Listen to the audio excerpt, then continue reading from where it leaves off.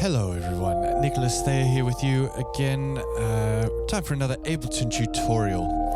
And what is this tutorial about? Man, I've been watching too many Ned Rush tutorials apparently. What is this tutorial about? This tutorial is about doing some kind of reharmonization using overtones. Those perceptive among you will hear in the background a version of Autumn Leaves playing. We have like a little melody that I made, and it's, well, yeah, we know what that sounds like. But what I'm going to be focusing on today in this tutorial is this sound.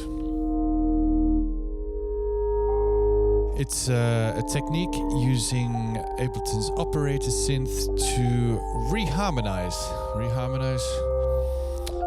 Let's call that word. To reharmonize using the overtone series. So those of you who don't know what the overtone series is, I'm not going to go so into it right now, but you can check out some links in the description for some videos about that. But it is essentially using what's called sometimes overtones, sometimes they're called upper partial harmonics. Frequencies that are always present in sounds to differing degrees, and we're going to look at ways that we can use that to create this kind of eerie harmony that you hear happening in the background. So what I'm going to do, we're going to stop that melody. I've just got in programmed here in the MIDI. I've got well, as you can see, the circle of fifths going round and round, which is essentially what Autumn Leaves is. And we have the instrument here, which I'm going to delete, and we're going to do the whole thing again from scratch. Boom. Okay, so the first thing we're going to do is we're going to go over to instruments, and we're going to bring in Ableton's operator. I love Operator. This synth is super powerful. It's an FM synth, frequency modulating synthesizer. Again, I'm not going to go into exactly what FM synthesis is. And in fact, here today, we're not even going to use the FM part of Operator. So the first thing we're actually going to do is we're going to go to this little strand of things here. This is telling us in which way Ableton's operators or oscillators, oscillators or operators,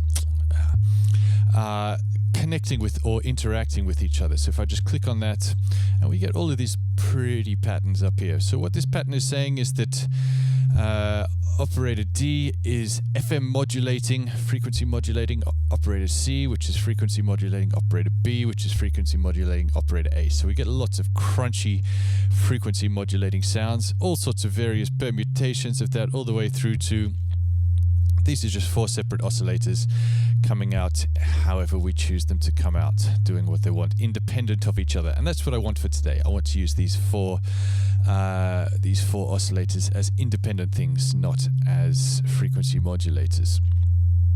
Now, when we go over here into these, each time I click on one of these, it opens up the different oscillator. At the moment, the only one you're hearing is oscillator A. It's the only one that's got any level. Now, interestingly, over in Operator, what this is referring to, this coarse pitch here, it's not done in semitones, it's done in whole number integers of the fundamental frequency. So what this means is that essentially these are selecting the overtones. For instance, at the moment, we're just going to focus on operator 1. Operator 1 is playing course 1, it's playing the fundamental. If I move that up to 2, it's going to play a whole number integer, in this case 2 times the fundamental, which of course will be an octave above. And then we hear it an octave above. If I slip this up to 3, it's going to be 3 times the fundamental frequency, which we know is an octave and a fifth. And 4 times is, of course, 2 octaves. 5 times is roughly 2 octaves and a major third, etc., etc. So these allow us to use the overtone series, the upper partial harmonics, really powerfully to create interesting sounds. So what I'm going to do is design a synthesizer that has all these parameters mapped to some macros that allows me to really interestingly explore these sounds.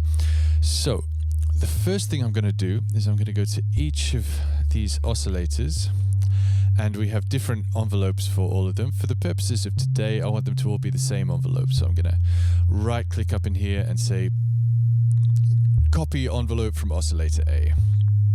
And I'm going to do that for the others as well. So at the moment they have the same amplitude envelope for all of these sounds. It can be interesting to play with different amplitude envelopes as the sounds morph and change the way through, and maybe we'll take a look at that halfway through, but for now let's have them all doing the same thing.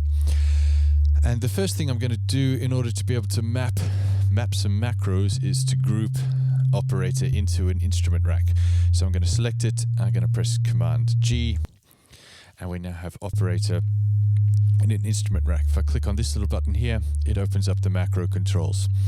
And so what I'm going to do is I'm going to map these coarse frequency tunings to a macro. This is going to enable me to easily control the spread of the upper partial harmonics. So I'm going to click on map, I'm going to click on this one, and I'm going to click on this one, and I'm going to click on this one. So now we can see when I move this, it's moving all of these. Oh, and I'm also actually going to turn them all on. And I'm going to make them all -6. -6. -6. And the fundamental as well, -6. So now we can hear, and we can see that it's moving them all together. I don't want it to move them all together. I want them to move them all spread. So I'm going to change the parameters of these spread. So the first one, I want to start at the first harmonic, and maybe let's go to 10. Second one, I want you to start at 2, and maybe we go to 24. And this one, we're going to start at 3, and we're going to go to 48, and that's nice. The lowest one, I'm actually going to put down an octave by making it half of the frequency of the fundamental. So now we have, when this macro is turned all the way down, we have a sub, we have the fundamental, we have the second, and we have the third harmonic. As I move this up, we can see we have the sub, we have the second harmonic, the fifth harmonic, and the ninth harmonic. And it keeps spreading up and up and up as I do that. So this I'm going to relabel to spread. The spread of the harmonics. Now this is going to sound quite crunchy as we get further up, so let's also do something with the filter. I want to be able to easily control the filter, so we're going to map the filter frequency to macro number 2. And I'll tell you what, this we're going to actually use, maybe let's try the MS2 filter. Yeah, just brings in a little bit too much crunch. Move the SMP. Yeah. These filters are modeled on some quite famous synthesizers, the Oscar, the Korg MS2. Somebody in the comments may tell me what these two are, I forget on the top of my head. But so they're modeled on analog filters which function slightly differently each time. Okay, so now I can easily control the spread of the harmonics and a filter frequency. That's really quite nice. Where'd it go? Come back. Nice. What other things might be interesting to be able to access quite quickly? Yeah, probably attack and decay. So I'm going to map all of the attacks of the envelopes of each oscillator to macro number 3. Attack to macro number 3. Map. Attack to macro number 3. Map. No, don't want random. Map. Attack to macro number 3. Come back, please.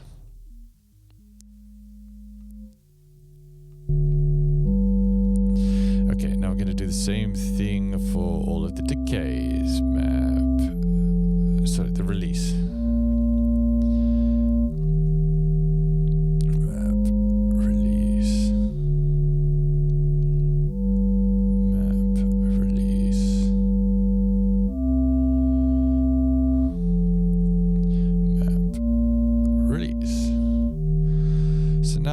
I can easily control sort of the movement of the sound, make it nice and tight. Or we can have some swelling going on, which is quite nice in this instance. Hope you're wearing headphones because that sub is sounding really, really nice. Cool. Okay, and at the moment we're just using sine waves on each of these oscillators.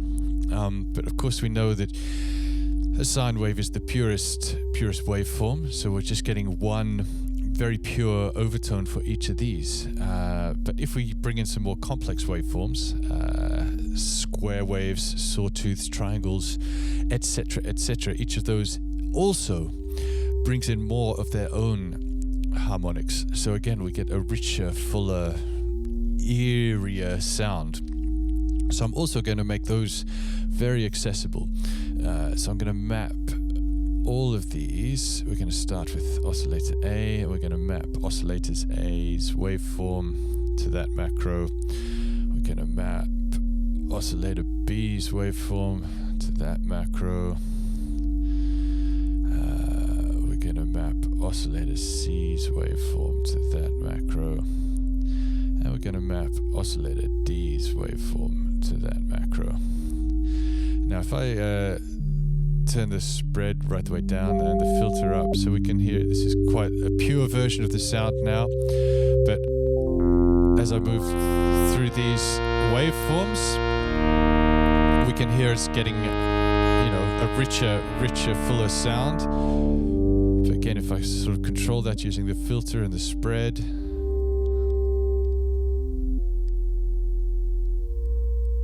we're getting some really interesting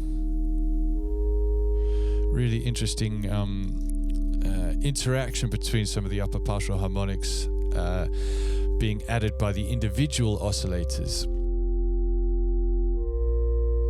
I'm going to add just a little bit of movements on the filter with the sound. So we're going to use the filter envelope here.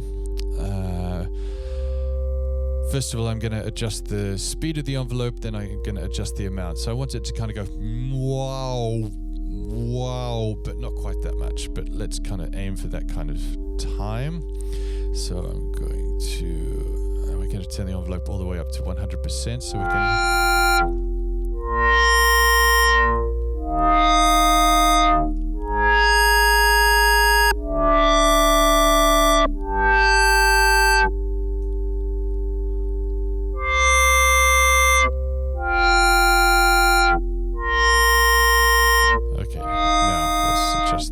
back down.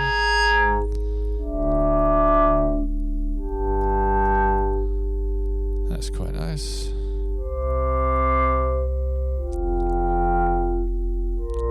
Let's add a little bit of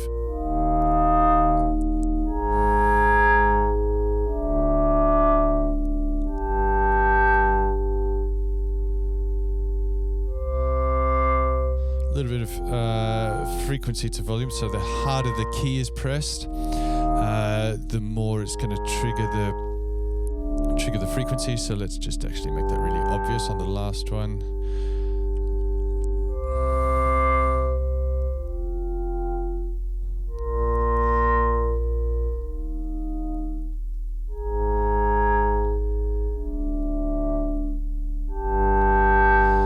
So you can hear how the harder the key is being pressed, the more it's triggering this. I think we want just a little bit slower release on this envelope. A bit more decay maybe.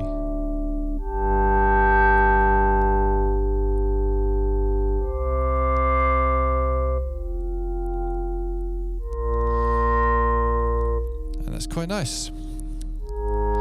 This is kind of where I wanted to get to with this tutorial. Just to show you how to use something like this in an interesting setting. I'm going to bring back the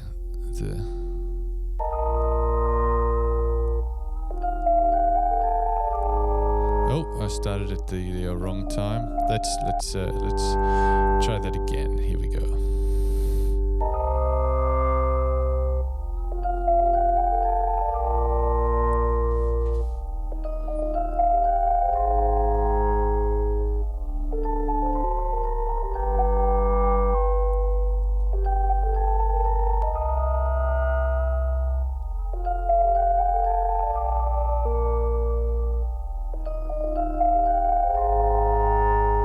So you can hear like even these small differences with the spread and the filter frequency and the waveform that each oscillator is using is actually having quite a big difference. And what I might do actually is just add this reverb gate from a previous tutorial after this. And I want to create a situation where okay, so I'm going to turn the dry signal off for now, and I want it to just only creep through the gate every now and then. Yeah.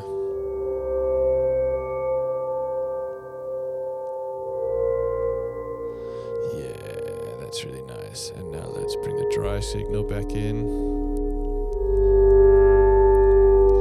And let's sidechain that.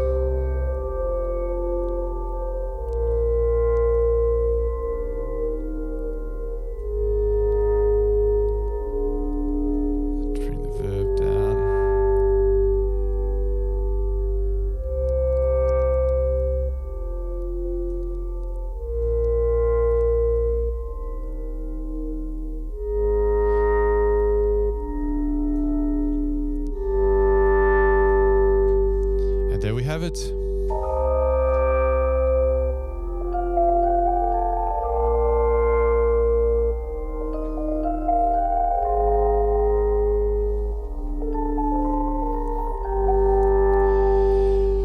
As always, this patch is downloadable for my Patreon subscribers. Many thanks to all of them for their continued support. I hope you got something out of this. Interesting new way to use Operator. Powerful synthesizer that comes with Ableton. Yeah. Thanks everyone. Until next time.